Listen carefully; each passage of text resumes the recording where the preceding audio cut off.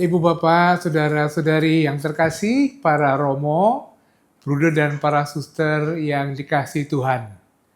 Kita berjumpa kembali dalam Api Karunia Tuhan episode akhir, episode ke-40 dalam topik ini. Ini adalah perjumpaan terakhir dalam AKT online. Kita nanti akan berjumpa lagi dalam pengajaran online topik baru beberapa bulan mendatang. Sementara itu, mengisi jeda pembelajaran online akan ditampilkan topik-topik kegiatan-kegiatan Api Karunia Tuhan tatap muka dengan beberapa tema. Semoga kita dapat terus belajar pembahasan pendalaman kitab suci bersama Bapak Kardinal dalam berbagai kesempatan. Pada topik terakhir ini menjadi suatu topik kesimpulan tentang peran Roh Kudus. Berkali-kali Bapak Kardinal mengatakan Roh Kudus adalah Parakletos, pribadi yang berjalan di samping mendampingi orang yang memanggil dan dipanggil. Dalam Injil Yohanes banyak dikutip bagaimana peran Parakletos, peran Roh Kudus sebagai guru dan saksi. Guru yang mengajar dan mengingatkan. Dalam Yohanes bab 16 misalnya, dikatakan bahwa Yesus sendiri mengatakan bahwa kepada para murid, engkau saat ini tidak dapat menanggungnya. Belum bisa ngerti. Nanti setelah Yesus pergi, Roh Kudus hadir, para murid baru ngerti, baru ngeh, baru dong tentang sabda Tuhan. Dan itulah peran Roh Kudus sebagai guru yang mengajar dan mengingatkan para murid, mengajar dan mengingatkan gereja, masyarakat dan kita semua. Karena itu, saudara-saudari, selamat mendengarkan, selamat merenungkan, dan selamat berdoa.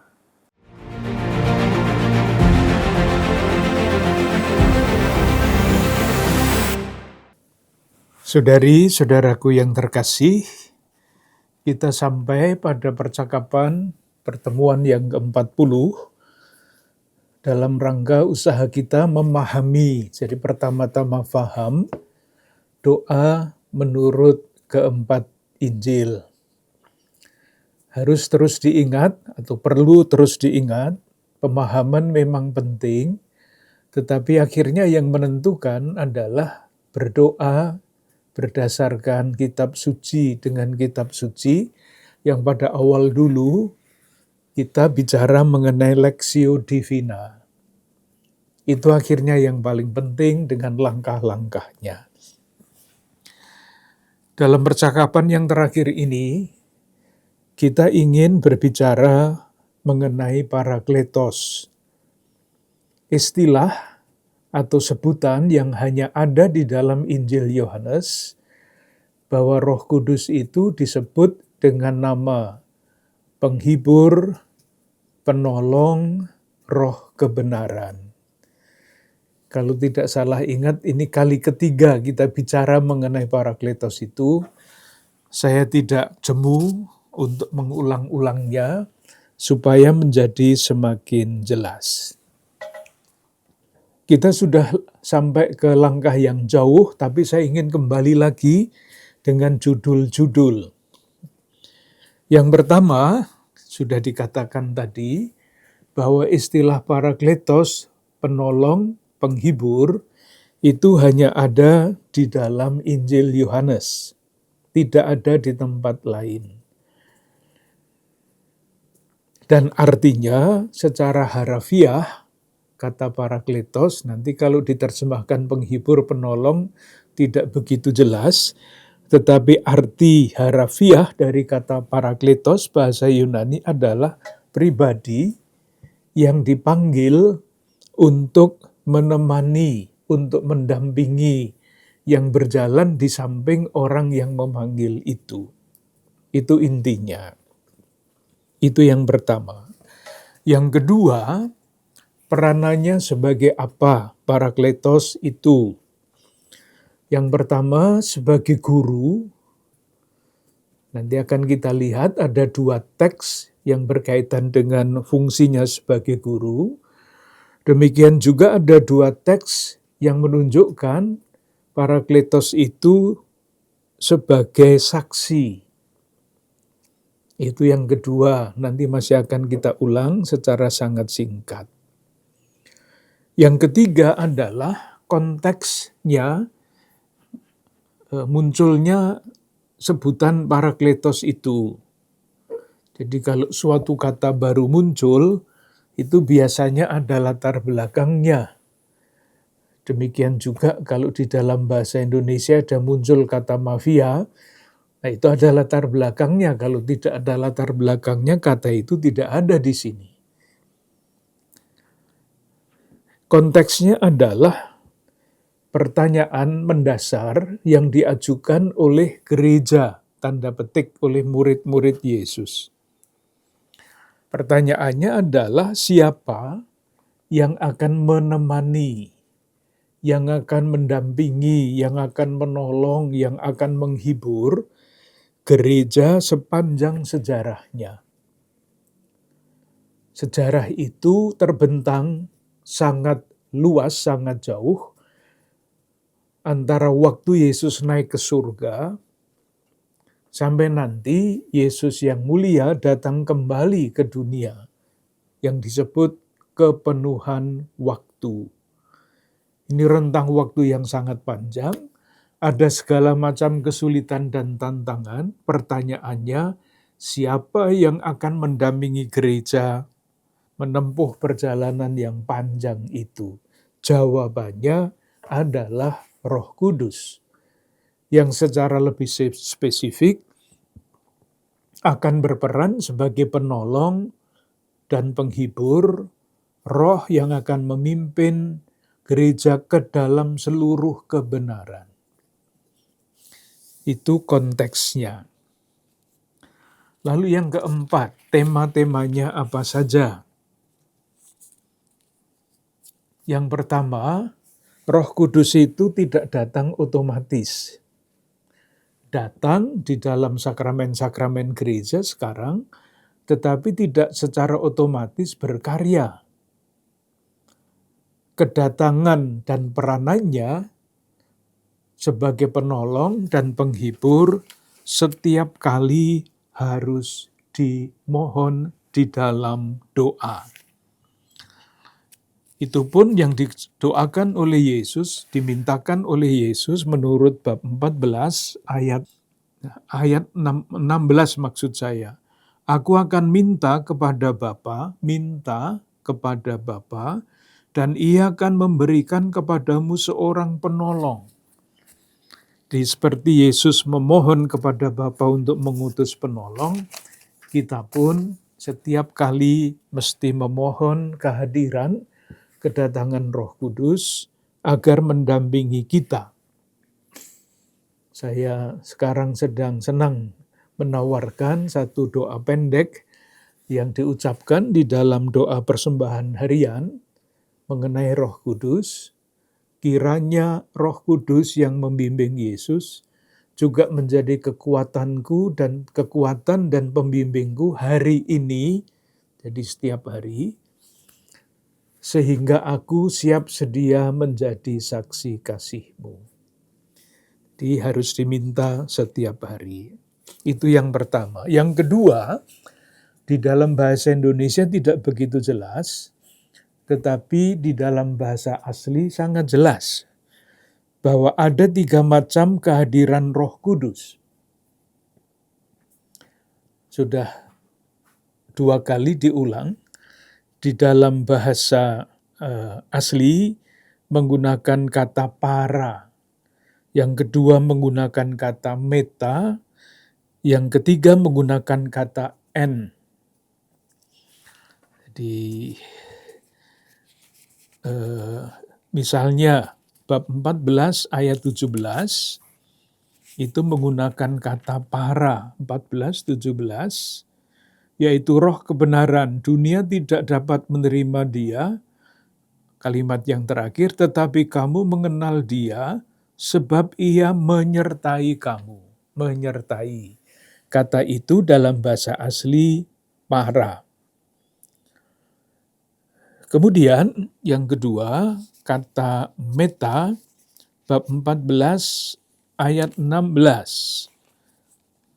Akan memberikan kepadamu supaya ia menyertai kamu selamanya.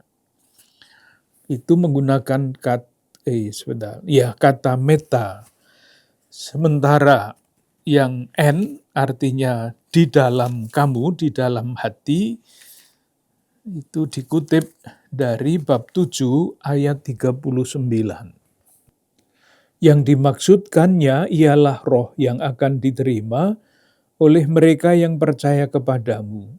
Sebab roh itu belum datang karena Yesus belum dimuliakan. Nah, sekarang yang agak panjang, sudah kita ulang juga. Bimbingan Roh Kudus sebagai guru. Ada dua teks. Teks yang pertama, ini ayatnya kembali terus. Ayat yang pertama adalah bab 14 ayat 25 sampai 26. Bab 14 ayat 25 sampai 26. Kita baca lagi. Semuanya itu kukatakan kepadamu, sebab aku berada bersama-sama dengan kamu. Tetapi penghibur, yaitu Roh Kudus yang akan diutus oleh Bapa dalam namaku, dialah yang akan mengajarkan.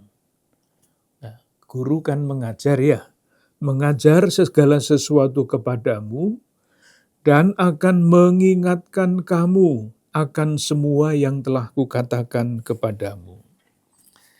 Jadi, pada teks yang pertama, bab 14 ayat 25 sampai 26, Roh Kudus itu peranannya adalah 1, mengajar, 2, mengingatkan. Kata itu dipakai di sini. Sekarang kita lihat dulu yang mengajar itu dipahami bagaimana. Bahwa guru itu mengajar. Coba silahkan lihat bab 14 ayat 25. Ini adalah suatu kelihatannya kontradiksi. Semuanya itu kukatakan kepadamu. Jadi kalau memahami kalimat itu, kesimpulannya tidak bisa lain bahwa Yesus sudah mengatakan semuanya. Peranannya mengajar. Lalu ayat 25, tetapi penghibur, yaitu Roh Kudus, yang akan diutus oleh Bapa dalam namaku, dialah yang akan mengajarkan segala sesuatu kepadamu. Jadi, kalau Yesus sudah mengatakan semuanya, dan sekarang di ayat berikutnya dia mengatakan Roh Kudus dialah yang akan mengajarkan segala sesuatu kepadamu. Nah, ini lalu kita bertanya lah, katanya sudah semuanya diajarkan kok sekarang Roh Kudus yang akan mengajarkan segala sesuatu. Nah, harus kita mengerti begini. Kita lihat dulu Yesus itu ajarannya apa? Atau mungkin lebih tepat, Yesus itu dalam arti sang guru itu artinya apa?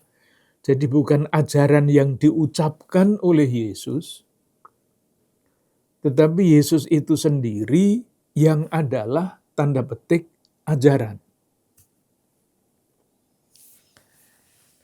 Kalau kita melihat ayat-ayat yang lain, Yesus itu kan pertama-tama bukan ajarannya, tetapi Yesus itu sendiri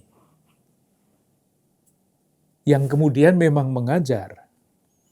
Tetapi Yesus itu siapa? Nah, jawabannya bisa macam-macam. Misalnya, ini yang akhirnya paling pokok, bab 10 ayat 30, kembali lagi ayat itu, Aku dan Bapa adalah satu. Jadi perwahyuan itu bukan ajaran Yesus. Perwahyuan itu adalah Yesus sendiri. Aku dan Bapa adalah satu. Atau kalau kita pasti ingat Yohanes bab 1 ayat 14, Dia adalah sabda yang menjadi daging. Atau kalau mau mengutip yang lain, bab 14 ayat 6, Akulah kebenaran. Ini pribadi Yesus yang kemudian diajarkan. Yang paling penting adalah aku dan Bapa adalah satu. Perwahyuan itu bukan buku, bukan tulisan, bukan kata-kata, tetapi pribadi, sabda yang menjadi daging. Nah, ajaran ini bahwa Yesus adalah sabda menjadi daging tidak boleh jadi ajaran yang beku. Sekurang-kurangnya mati, tidak berkembang pemahamannya mengenai hal itu. Terbatas pada zaman dahulu ketika Yesus hidup di tengah-tengah umat manusia. Nah, Roh Kudus penolong akan membuat Yesus dan ajarannya itu menjadi terus hidup. Itulah yang mau dikatakan pada bab 14 ayat 26. Rumusannya, tetapi penghibur, dialah yang akan mengajarkan segala sesuatu kepadamu. Mengajar. Lalu supaya ajaran itu menjadi terus hidup, Yesus tetap hidup di dalam gereja, di dalam diri orang. Apa syaratnya? Syaratnya ya kita baca saja bab 8 ayat 31. Bab 8 ayat 31 berbunyi begini, maka katanya kepada orang-orang Yahudi yang percaya kepadanya, jikalau kamu tetap dalam firman-Ku, kamu benar-benar adalah murid-Ku. Jadi, konsekuensinya adalah tinggal dalam firman Tuhan. Kalau kita membiarkan Roh Kudus membuat Yesus dan ajarannya semakin hidup, syaratnya ya jelas, menurut bab 8 ayat 31, tinggal di dalam firman-Ku. Atau satu lagi, bab 15 ayat 7. Jikalau kamu tinggal di dalam Aku, dan firman-Ku tinggal di dalam kamu, mintalah apa saja yang kamu kehendaki dan kamu akan menerimanya. Itu dalam Injil Yohanes.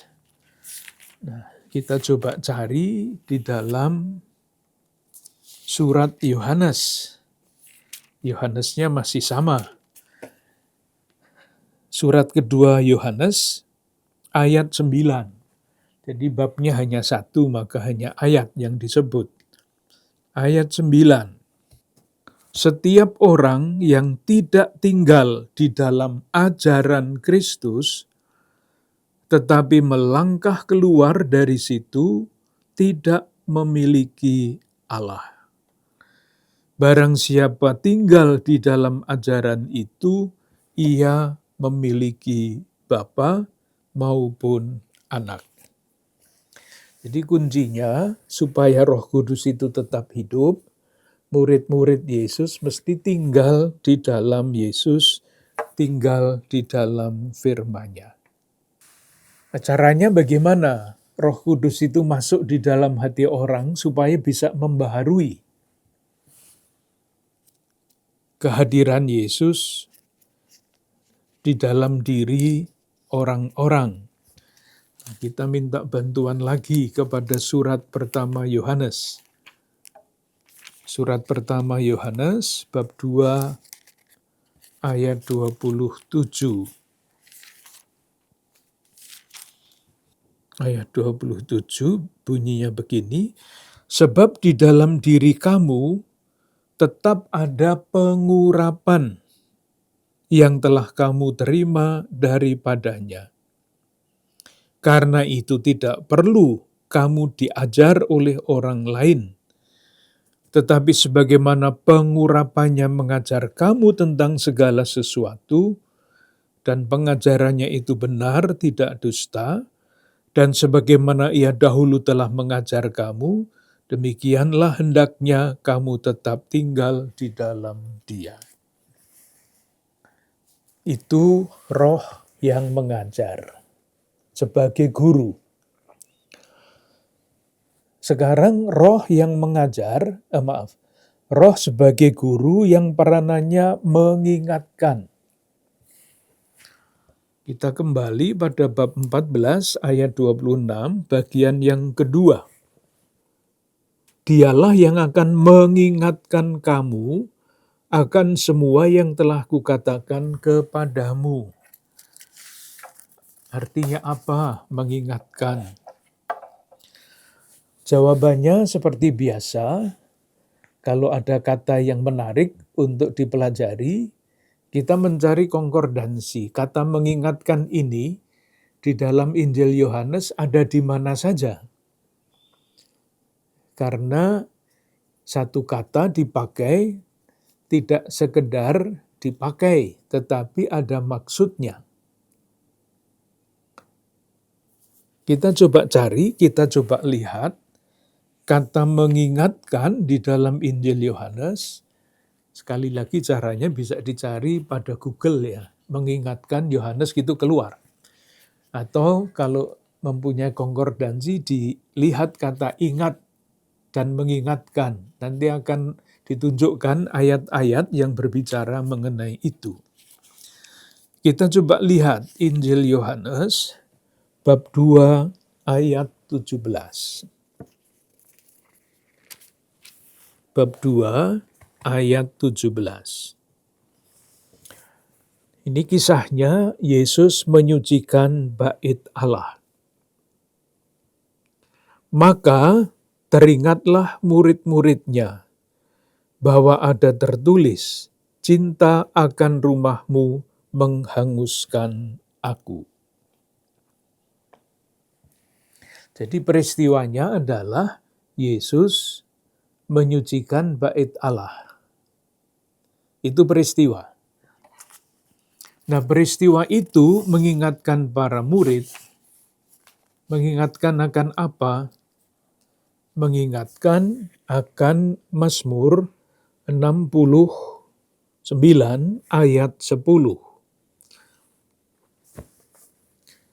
Jadi yang diingat itu bukan ayatnya, yang diingat adalah karya Allah yang diungkapkan, dipuji di dalam Mazmur itu.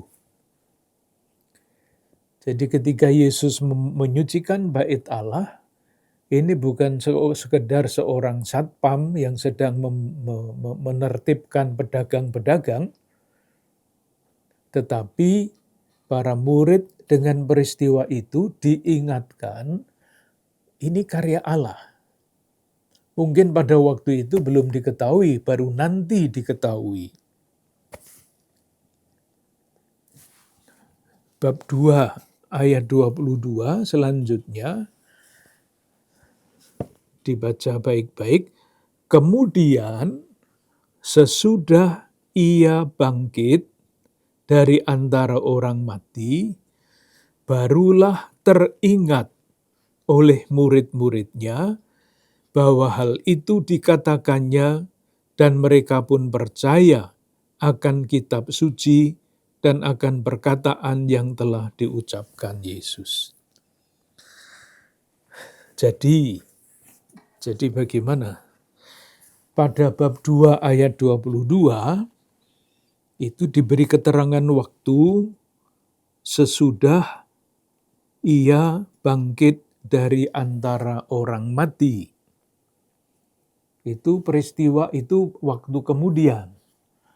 Ketika Yesus menyucikan bait Allah, yang diingat pada ayat 17 adalah ayat kitab suci dari Mazmur 69:10. Baru kemudian juga kalau dibaca ayat-ayat selanjutnya, bab 2, ayat 21. Tetapi yang dimaksudkannya dengan bait Allah ialah tubuhnya sendiri. Jadi peristiwanya adalah Yesus menyucikan bait Allah. Peristiwa itu mengingatkan orang, murid-muridnya akan karya Allah, terungkap dalam Mazmur 69. Dan sesudah Yesus bangkit, semakin jelas lagi yang dimaksudkan dengan bait Allah adalah tubuhnya sendiri. Ayat yang lain mengenai teringat. Ternyata menarik mencari kata-kata itu, menemukannya. Yohanes bab 12 ayat 15 sampai 16. Bab 12 ayat 15 dan 16. Ini peristiwanya Yesus dielu-elukan di Yerusalem. Ayatnya adalah ayat 15, itu kutipan dari kitab Nabi Zakaria. Lalu ayat 16 dikatakan begini, mula-mula murid-murid Yesus tidak mengerti akan hal itu. Tetapi sesudah Yesus dimuliakan, jadi waktu peristiwa itu murid-murid belum mengerti ini Yesus masuk Yerusalem.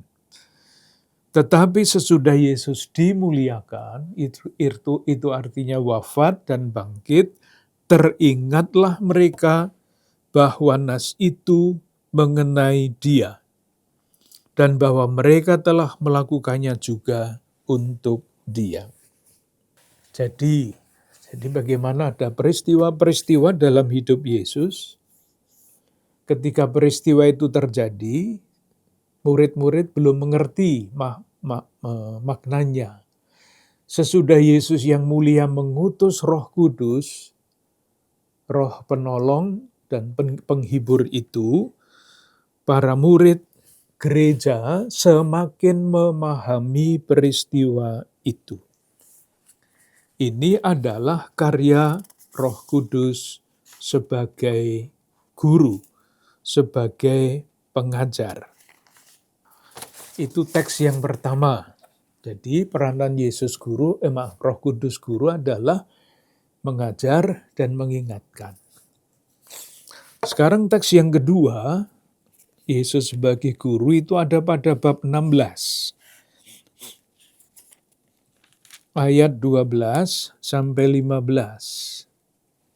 Masih banyak hal yang harus kukatakan kepadamu, tetapi sekarang kamu belum dapat menanggungnya. Tetapi apabila Ia datang, yaitu Roh kebenaran, Ia akan memimpin kamu ke dalam seluruh kebenaran.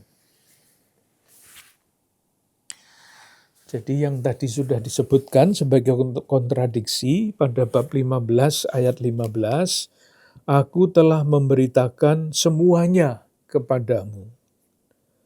Pada bab 16 ayat 12 masih banyak yang harus kukatakan kepadamu. Penjelasannya bagaimana? Penjelasannya dapat didasarkan pada ayat 12.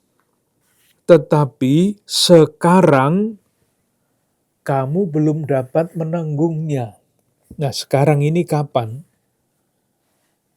Yang dimaksudkan dengan sekarang adalah ketika Yesus masih hidup bersama-sama dengan muridnya. Banyak hal dalam hidup Yesus yang tidak dimengerti. Meskipun sudah dikatakan, tetapi tidak bisa dimengerti. Contoh yang paling jelas adalah nubuat sengsara. Di dalam Injil Sinoptik itu jelas sekali. Strukturnya jelas. Yesus menubuatkan sengsara, murid-murid tidak mengerti. Sampai 3 kali. Kalau sampai 3 kali susunannya seperti itu artinya tidak mengertinya sungguhan itu. 3 kali diulang nggak ngerti. Pertama nggak ngerti, kedua nggak ngerti, ketiga nggak ngerti. Jadi memang tidak mengerti. Nah, sekarang dalam ayat 12 itu artinya sekarang pada waktu Yesus masih hidup di dunia ini. Tetapi apabila Ia datang, yaitu Roh kebenaran. Ini adalah kemudian. Roh kebenaran ini tidak menambah kebenaran. Tidak. Kebenarannya hanya satu, yaitu Sang kebenaran itu, yaitu Yesus. Roh kebenaran akan membantu gereja untuk semakin memahami, mengenal Yesus, sehingga percaya kepadanya dan menarik implikasi-implikasinya. Sekarang kita lihat beberapa yang juga penting. Roh bagaimana apa yang namanya kebenaran itu. Kita coba lihat ya. Bab 16 ayat 13. Roh kebenaran itu akan membawa murid-murid gereja ke dalam kebenaran atas nama siapa?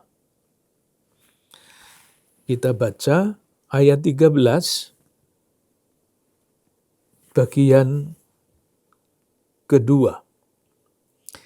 Ia tidak akan berkata-kata dari dirinya sendiri, tetapi segala sesuatu yang didengarnya, itulah yang akan dikatakannya, dan ia akan memberitakan kepadamu hal-hal yang akan datang. Jadi menurut ayat ini, Roh Kudus itu tidak berbicara atas namanya sendiri. Lalu atas nama siapa? Atau yang diterima dari siapa? Itu jawabannya ada pada ayat 14 dan 15. Ia akan memuliakan aku, sebab ia akan memberitakan kepadamu, nah sekarang, apa yang diterimanya daripadaku. Jadi Roh Kudus, Roh kebenaran itu hanya akan menyampaikan yang disampaikan oleh Yesus, menerima daripadaku. Nah, Yesus pun tidak berbicara atas namanya sendiri.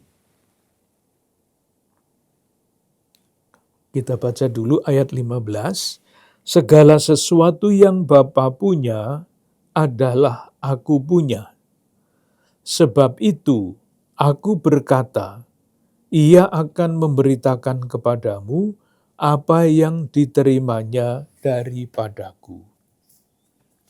Sekarang kita coba lihat beberapa ayat yang lain untuk menjelaskan ini. Jadi Roh Kudus itu hanya menyampaikan yang diterima dari Yesus.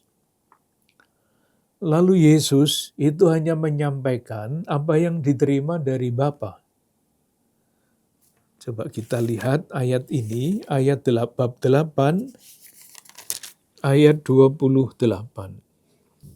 Maka kata Yesus, apabila kamu telah meninggikan Anak Manusia, barulah kamu tahu bahwa akulah Dia, dan bahwa aku tidak berbuat apa-apa dari diriku sendiri, tetapi aku berbicara tentang hal-hal sebagaimana diajarkan Bapa kepadaku. Jadi sudah jelas ya, nanti bab dibaca lagi kalau mau, atau kita baca saja supaya jelas. Bab 12 ayat 49 sampai 50. Sebab aku berkata-kata bukan dari diriku sendiri, tetapi Bapa yang mengutus aku, dialah yang memerintahkan aku untuk mengatakan apa yang harus aku katakan dan aku sampaikan. Jadi kesimpulannya, pada teks ayat kedua, Yesus sebagai guru itu yang berbicara mengenai roh kebenaran. Roh Kudus akan memberitakan kepada para murid, perhatikan kata yang dipakai itu 3 kali, memberitakan. Memberitakan perwahyuan sempurna. Nah, sempurnanya bagaimana? Yaitu tadi, Roh Kudus hanya menyampaikan, memberitakan apa yang didengar dari Yesus. Yesus menyampaikan apa yang dari Bapa. Dengan demikian, sebetulnya peranan Roh Kudus, roh kebenaran itu membuat kita semakin menyelami perwahyuan yang paling mendasar. Bapa, Putra, Roh Kudus. Kalau Roh Kudus itu memberitakan, lalu kita sebagai murid-murid, konsekuensinya adalah mendengarkan. Jadi itulah hakikat dari doa, mendengarkan bimbingan Roh Kudus. Tidak menyuruh Roh Kudus mendengarkan kita, atau sebaliknya. Hakikatnya itu. Yang kedua adalah roh sebagai saksi. Roh sebagai saksi. Dalam hal ini pun ada 2 teks. Cepat-cepat kita bicarakan. Yang pertama adalah bab 15 ayat 26 sampai 27. Ini teks yang kembali terus-menerus. Kita baca bab 15 ayat 26-27. Jikalau penghibur yang akan kuutus dari Bapa datang, yaitu roh kebenaran yang keluar dari Bapa, ia akan bersaksi tentang aku. Bersaksi tentang aku. Tetapi kamu juga harus bersaksi, karena kamu dari semula bersama-sama dengan aku. Jadi bagaimana? Roh kebenaran akan bersaksi tentang aku. Lah aku ini siapa? Kita baca bab 18 Injil Yohanes ayat 37. Maka kata Pilatus kepada Yesus, "Engkau mengatakan bahwa aku adalah raja. Untuk itulah aku lahir di dunia ini, supaya aku memberi kesaksian tentang kebenaran."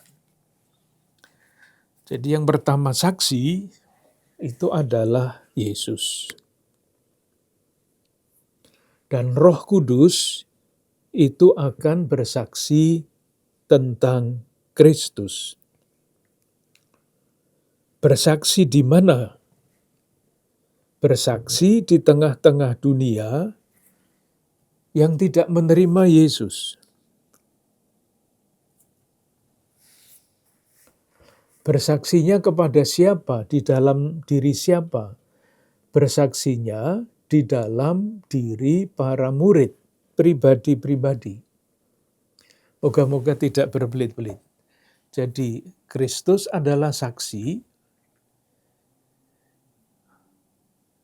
tentang Allah Bapa yang adalah kasih. Dunia membenci dia.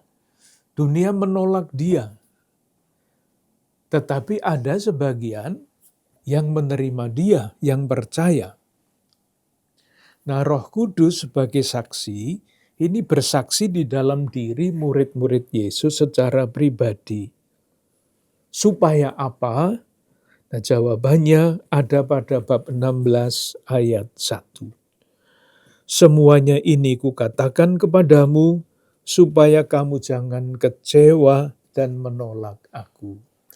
Jadi Roh Kudus memberi kesaksian tentang Kristus di dalam hati para murid, di tengah-tengah dunia yang tidak menerima, di tengah-tengah dunia yang gelap, supaya murid-murid itu tidak kecewa dan menolak aku.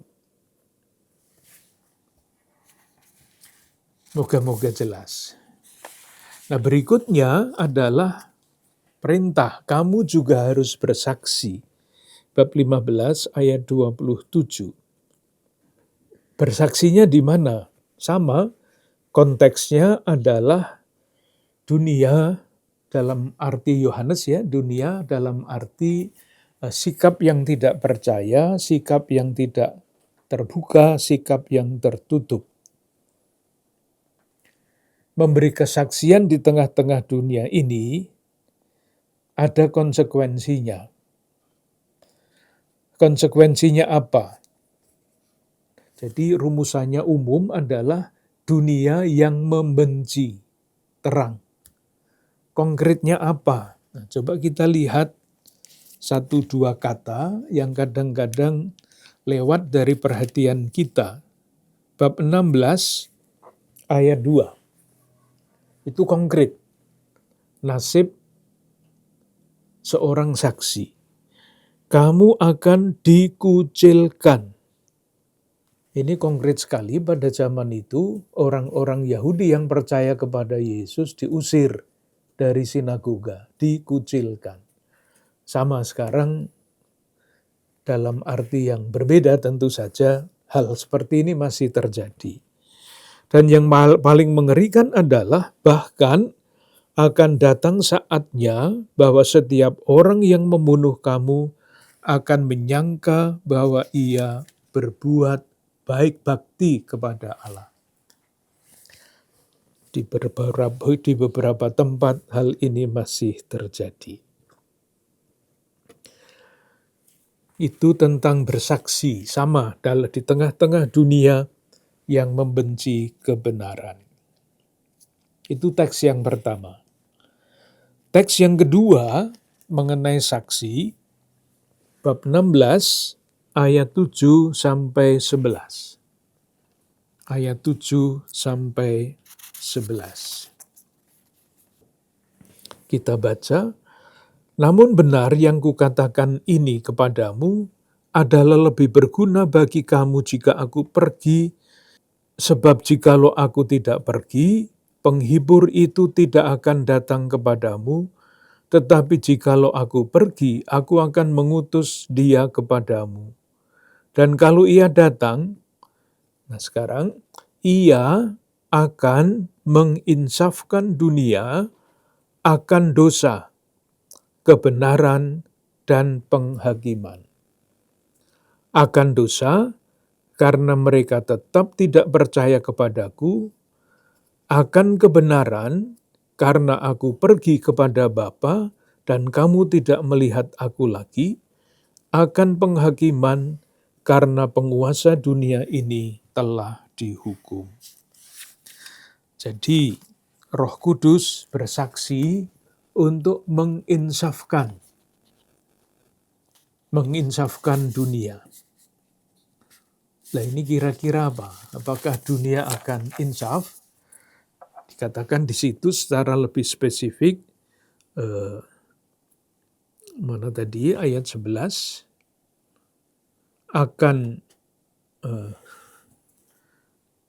akan dosa, kebenaran, dan penghakiman. Ini maksudnya kira-kira apa? Roh Kudus sebagai saksi akan menginsafkan dunia akan dosa, kebenaran, dan penghakiman. Penjelasannya bisa bermacam-macam. Yang paling sederhana, yang paling gampang dimahami maksud saya. Yang pertama, akan dosa. Di dalam Injil Yohanes, yang disebut dosa, itu bentuknya tunggal. Bukan dosa-dosa yang banyak, tetapi dosa, artinya satu. Itu ada pada Injil Yohanes bab 1 ayat 29. Nanti bisa dilihat. Bab 1 ayat 29. Lihatlah anak domba Allah yang menghapus dosa dunia. Tunggal, bukan jamak. Nah, kalau demikian artinya apa? Dosa itu adalah keputusan dasar, mendasar, untuk menolak menerima Yesus sebagai terang dunia. Nah, sebagai dosa dalam bentuk tunggal, dari dosa yang berbentuk tunggal itu akan muncul berbagai macam dosa yang lain. Akarnya adalah ketidakpercayaan, tidak mau menerima Yesus sebagai terang dunia. Jadi nanti Roh Kudus itu akan menginsafkan hal ini. Mereka itu menganggap Yesus itu dengan wafatnya menghujat Allah, dosa yang tidak terampuni, maka hukumannya mati. Berkat Roh Kudus, dunia akan sadar bahwa sebetulnya yang berdosa itu siapa? Bukan yang dituduh menghujat Allah, tetapi yang menjatuhi Yesus dengan hukuman mati karena menolak sang terang itu. Tentang kebenaran, Pilatus bertanya, apa itu kebenaran? Yang mau dikatakan adalah ketika Yesus wafat di kayu salib, orang mengatakan karena Yesus menghujat, akibatnya, konsekuensinya adalah begini, wafat, harus dihukum salib. Kebenaran. Tetapi sebetulnya sang kebenaran yang sesungguhnya adalah ketika wafat Yesus dianggap, diyakini, diterima sebagai wujud dari kasih yang sehabis-habisnya. Itulah kebenaran. Bukan kebenaran yang disimpulkan oleh orang-orang Yahudi yang menghukum Yesus demi keyakinan keagamaan mereka. Yang tidak mudah adalah akan penghakiman. Kita coba lihat beberapa ayat ini. Ayat-ayat tentang penghakiman di dalam Injil Yohanes. Supaya kesimpulan kita nanti sungguh sesuai dengan pikiran gagasan Yohanes. Bab 12 ayat 31. Saya baca, sekarang berlangsung penghakiman atas dunia ini. Sekarang juga penguasa dunia ini akan dilemparkan keluar. Rumusannya, sekarang berlangsung penghakiman atas dunia ini. Terus, ayat berikutnya, bab sama, ayat 46 sampai 48. Saya baca, aku telah datang ke dalam dunia sebagai terang, supaya setiap orang yang percaya kepadaku jangan tinggal di dalam kegelapan. Dan jikalau seorang mendengar perkataanku tetapi tidak melakukannya, aku tidak menjadi hakimnya. Hakim lagi, sebab aku datang bukan untuk menghakimi dunia, melainkan untuk menyelamatkannya. Barang siapa menolak aku dan tidak menerima perkataanku, ia sudah ada hakimnya, yaitu firman yang telah kukatakan, itulah yang akan menjadi hakimnya pada akhir zaman. Jadi penghakiman itu penghakiman bukan oleh sang hakim, tetapi dunia sudah menghakimi dirinya sendiri. Dengan memilih tidak menerima sang terang, sebetulnya dunia ini dengan segala macam nuansanya sebagai sikap dasar tidak menerima sang terang sudah menghakimi dirinya sendiri. Dan dalam hal ini yang namanya roh kebenaran itu ada di dalam diri gereja, ada di dalam diri murid-murid Yesus yang menerima, yang percaya kepada Yesus, dibantu oleh roh kebenaran itu untuk mengambil keputusan pribadi, bertahan di dalam keputusan, percaya kepada Yesus sang terang, sang kebenaran, dan sang hidup itu.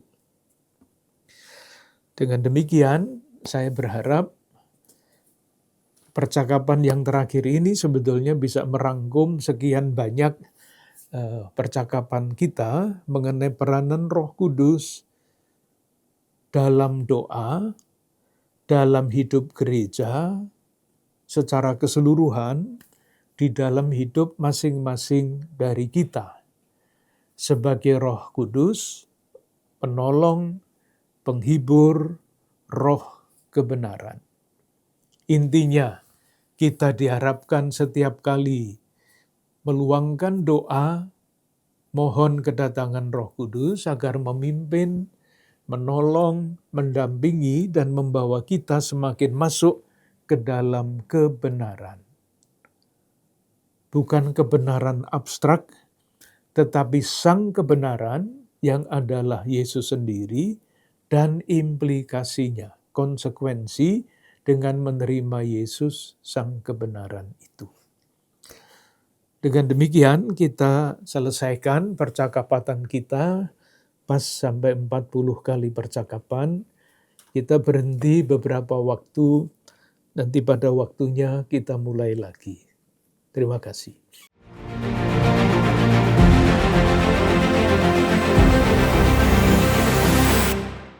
Saudara-saudari yang terkasih, akhirnya kita diingatkan oleh perintah Tuhan, amanat agung Tuhan, bahwa kita diutus menjadi saksi kebenaran, saksi pewartaan, pewahyuan Yesus Kristus dan Bapa. Kita tidak sendirian.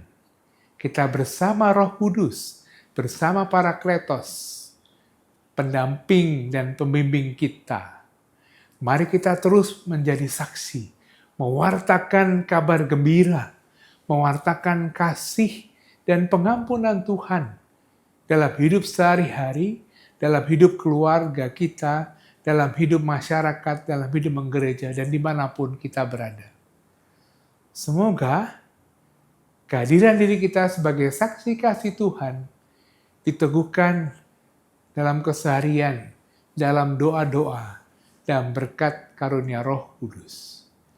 Mari kita mohon berkat dari Tuhan. Semoga Allah yang Maha Kuasa menguatkan, meneguhkan kita dan keluarga kita, agar selalu siap diutus menjadi saksi Kristus di tengah masyarakat, berkat kuasa Allah yang Maha Kudus, Bapa, Putra, dan Roh Kudus. Amin. Terima kasih, sampai jumpa.